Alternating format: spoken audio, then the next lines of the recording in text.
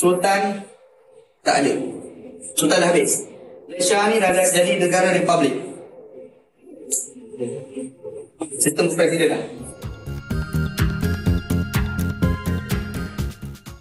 Wajarlah jika sebagian generasi muda Malaysia mungkin merasa malu atas sistem politik di negaranya.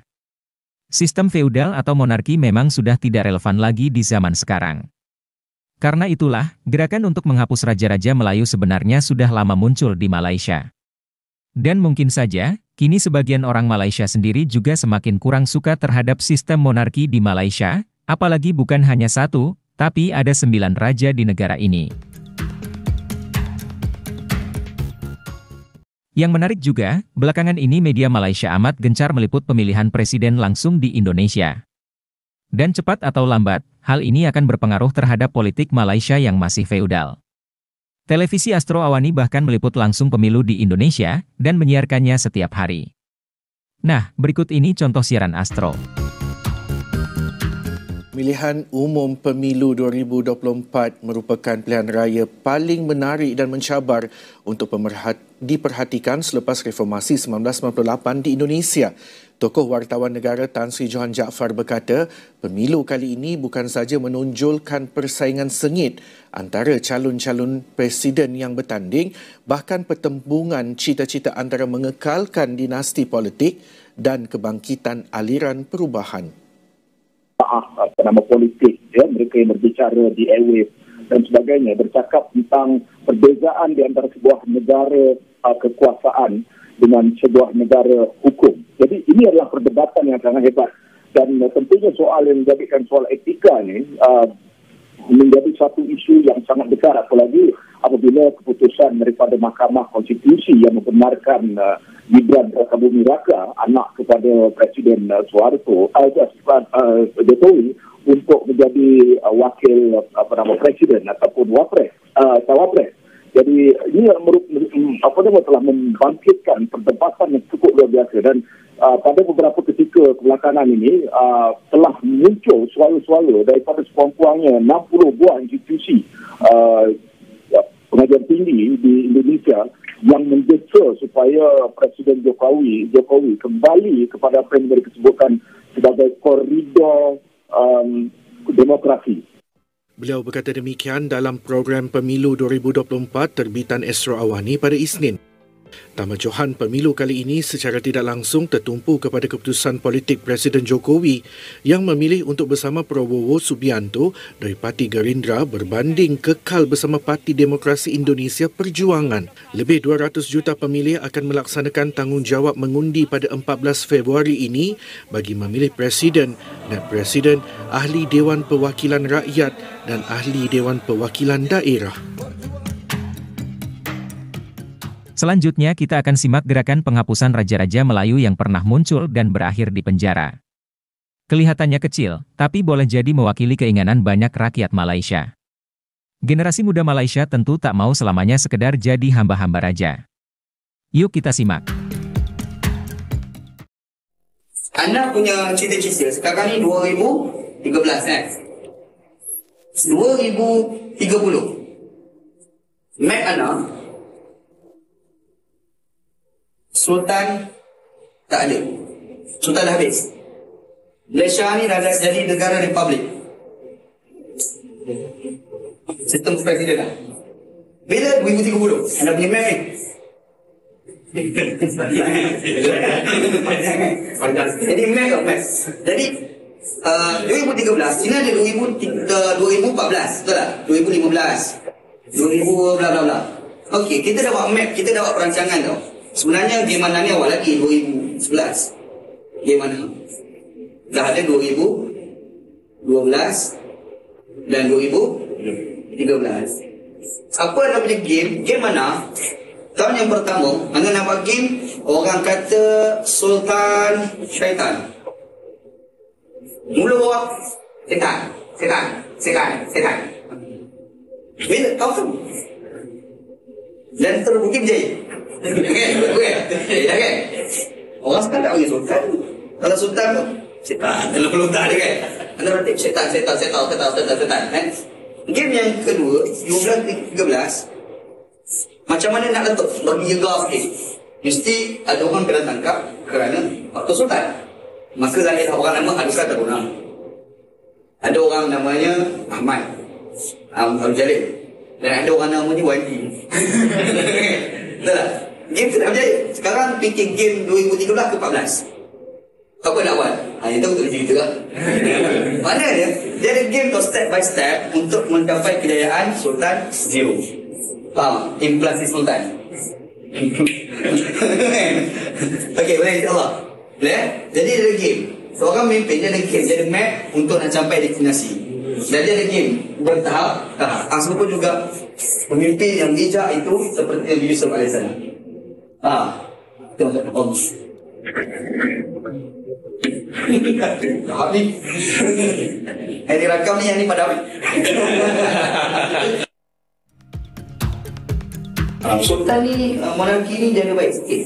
Tapi mudarat dia banyak. Kau nanti bagi juga. Contoh mudarat banyak tadi. Kami ayat mengarahkan Sukati. Dia banyak. Dasar yang agak terbantut kerana faktor-faktor sultan. Tak lantik ekskul. Misal kurang. Lepas tu goyang kaki pembazira kan. Dia banyak kan. Baik dia sikit. Baik pun rasa tak pun nak baik pun nak jaga Melayu. Wan Ji Wan Hussein dipenjara bermula hari ini selepas gagal dalam rayuannya di Mahkamah Rayuan Putrajaya. Berhubung sabitan kes menerbitkan perkataan menghasut dan menghina Sultan Selangor 11 tahun lalu. Panel 3 hakim dipengerusikan Datuk Hadariah Said Ismail memutuskan demikian selepas sebulat suara mendapati rayuan penceramah bebas itu tidak bermerit. Bagaimanapun, mahkamah membenarkan rayuan Wan Ji terhadap hukuman dengan memerintahkannya hanya dipenjara 9 bulan seperti diputuskan Mahkamah Session Shah Alam 9 April 2018. Berdasarkan keputusan berkenaan, Datuk Hadariah mengetepikan keputusan Mahkamah Tinggi Shah Alam pada 9 Julai 2011 yang menambah hukuman itu kepada setahun. Semasa membaca keputusan penghakiman, Datuk Hadariah berkata, kebebasan bersuara ada batasnya dan ia dilanggar Wan Ji menerusi kenyataan di Facebook yang menyentuh isu Akta Hasutan 1948. Pada 10 September 2014, Wan Ji didakwa menerbitkan perkataan menghina Sultan Sharafuddin Idris Shah termasuk membabitkan isu agama menerusi hantaran di Facebooknya November 2012. Berikutnya, marilah kita simak reaksi kalangan Melayu konservatif yang tentu ingin mempertahankan raja-raja mereka, walaupun semua orang tahu raja-raja Melayu Malaysia dulu justru memihak penjajah. Yang dibuat oleh seorang ustaz. Viralkan satu video dia setengah mengajar dan dia mengatakan bahawa by 2030 Sultan tak ada. Malaysia sudah menjadi negara republik. Dia kata tahun ini, dia kata tahun 2013 ni. 2013 dia fasa yang pertama, kemudian dia ada tahun lagi. Fasa awal ni kata Sultan ni kita tak panggil dah Sultan, kita panggil setan. Ini nak menyemai kebencian kepada Sultan-Sultan. Kerana apa? Macam-macam lah dia bagi alasan tu. Jadi apa yang dia buat itu telah berjaya. Sekarang ni ramai orang yang menghina Sultan, membenci Sultan tu banyak sangatlah. Ini hasil daripada perancangan yang mereka dah buat. Tujuan dia apa? Menjadikan Malaysia sebuah negara republik. Gerakan ini dibuat bagaimana? Adakah gerakan yang angkat senjata? Tak. Gerakan ini gerakan subversif. Gerakan subversif ini adalah gerakan untuk mencetuskan kebencian dan ketidaktaatan. Tak taat kepada raja-raja. Gerakan ini adalah gerakan subversif.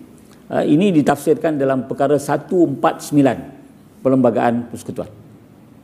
Perkara 149 menafsirkan apa yang dikatakan sebagai subversif. Ini gerakan-gerakan yang menyuburkan perasaan rasa tak setia kepada raja. Dia salah.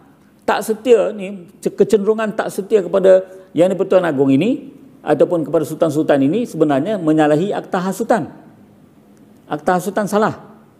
Dan for your information, Akta Hasutan ini pernah digantung sepanjang 22 bulan pemerintahan PH. Kerana apa? Kerana banyak sangat perkara yang berunsurkan hasutan, maka ia digantung. Undang-undang yang mana kedaulatan undang-undang? Kalau undang-undang itu digantung.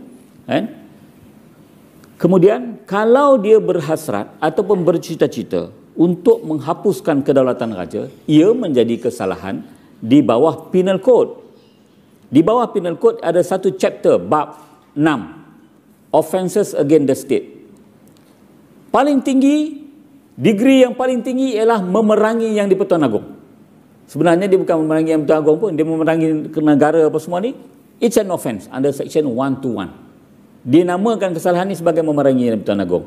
Kita ada pengalaman, kes ada Maunah dulu, kemudian kita ada isu di Lahad Datu.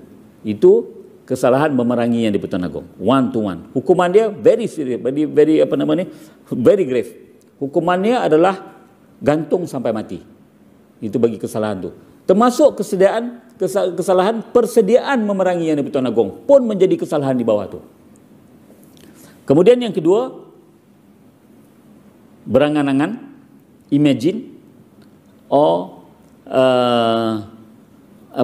dia merancang untuk menghapuskan kedaulatan raja Yang di-Pertuan Agong atau raja-raja atau bakal raja pun menjadi kesalahan. Kesalahan ini sama wording dia dengan kesalahan-kesalahan treason di England, di Australia, di New Zealand. Kesalahan treason ada dalam peruntukan undang-undang mereka. Dalam undang-undang kita pun ada, tapi dia tak letak tajuk treason tu. Tetapi itulah dia kesalahan tu. Kesalahan merancang ataupun plan untuk menghapuskan kedaulatan raja-raja. It's an offence. Di bawah section 121 capital B.